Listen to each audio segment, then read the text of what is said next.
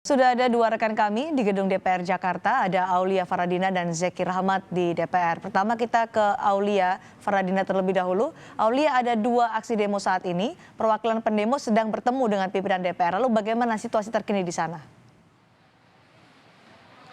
Iya, selamat sore Cindy dan juga saudara. Untuk situasi sore ini di depan gedung DPR sudah mulai berangsur kondusif karena salah satu kelompok massa yakni dari Persaudaraan Alumni 212, organisasi masyarakat, kemudian juga dari pihak FPI ini sudah mulai berangsur membubarkan diri pada sejak pukul setengah 4 sore tadi.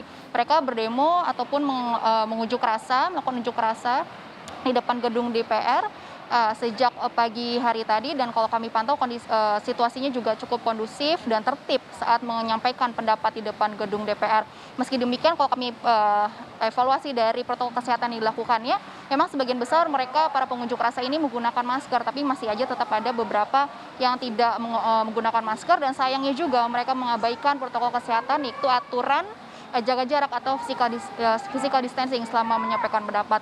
Namun dari pihak oratornya juga terus berkali-kali mensuarakan untuk menyampaikan pendapat dengan tertib, mengimbau kepada seluruh peserta ataupun massa yang berunjuk rasa di sini untuk tertib, mulai dari tadi pembukaan hingga akhir unjuk rasa pada pukul setengah 4 sore tadi, dan mereka diarahkan untuk berangsur meninggalkan gedung DPR RI menuju ke arah Selipi. Jadi kalau saat ini kondisinya di sisi kiri depan gedung DPR sih sudah kondusif, yang ada hanya tinggal petugas kebersihan yang mensterilisasi ataupun membersihkan sampah sisa aksi massa tadi, dan juga masih dijaga ketat oleh pihak kepolisian.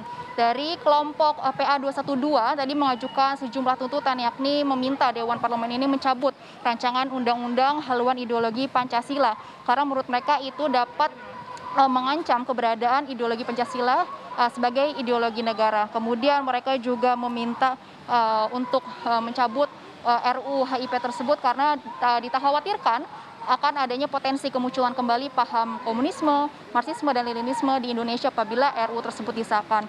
Lalu mereka juga meminta Dewan Parlemen untuk mengusut siapa inisiator yang merumuskan Undang-Undang HIP di Parlemen. Lalu tadi sempat ada juga 5 perwakilan dari kelompok PA 212 yang diundang untuk beraudiensi di dalam gedung DPR RI oleh pimpinan Badan Legislatif, dan mereka juga mengatakan pihak dari PA 212 untuk terus memantau proses bagaimana rancangan undang-undang HIP ini di DPR RI.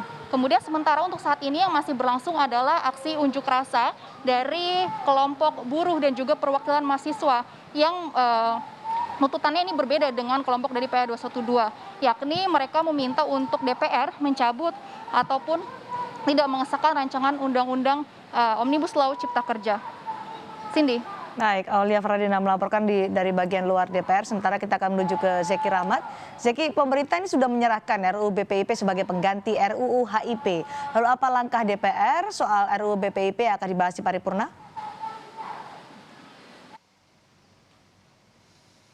Ya, seharusnya kalau menyimak pernyataan dari Ketua DPR Puan Maharani tadi, DPR tidak terburu-buru untuk membahas rancangan undang-undang Badan Pembinaan Ideologi Pancasila yang baru diserahkan ke DPR. Begitu juga dengan rancangan undang-undang haluan ideologi Pancasila. Jadi untuk undang-undang HIP juga sudah tidak perlu dibahas lagi oleh DPR, tapi menunggu apa respon dari masyarakat terhadap rancangan undang-undang yang baru saja diberikan kepada DPR, yakni rancangan undang-undang Badan Pembinaan Ideologi Pancasila. Ada beberapa hal yang perlu digarisbawahi tadi dalam pernyataan Ketua DPR Puan Maharani terhadap rancangan undang-undang baru yang diberikan oleh pemerintah kepada DPR, yakni soal BPIP, yang poin utamanya adalah hanya mengatur tentang fungsi, wewenang, dan tugas dari Badan Pembinaan Ideologi Pancasila. Tidak lebih dari hal-hal yang lain.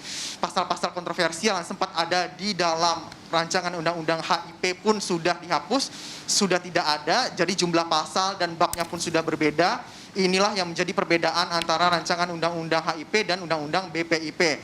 Lalu juga disebutkan oleh Puan Maharani tadi, DPR tidak akan membahasnya terlalu terburu-buru dan akan mendengarkan aspirasi dari masyarakat dan berbagai elemen yang ada, termasuk juga elemen atau organisasi yang kemarin-kemarin kerap menyatakan atau mengkritik soal rancangan undang-undang haluan ideologi Pancasila, seperti misalnya ada beberapa ormas Islam begitu ya yang kerap mengkritik soal HIP, itu juga akan turut dimintai pendapatnya. Jadi kalau bisa diartikan RUU BPIP hanya menjadikan atau mencari legal standing untuk Badan Pembinaan Ideologi Pancasila agar tugas pokok dan fungsi dari rancangan dari Badan BPIP itu jelas memiliki undang-undang. Begitu, Cindy. Baik, terima kasih Zeki Rahmat dan juga Aulia Fardina melaporkan langsung dari gedung DPR RI.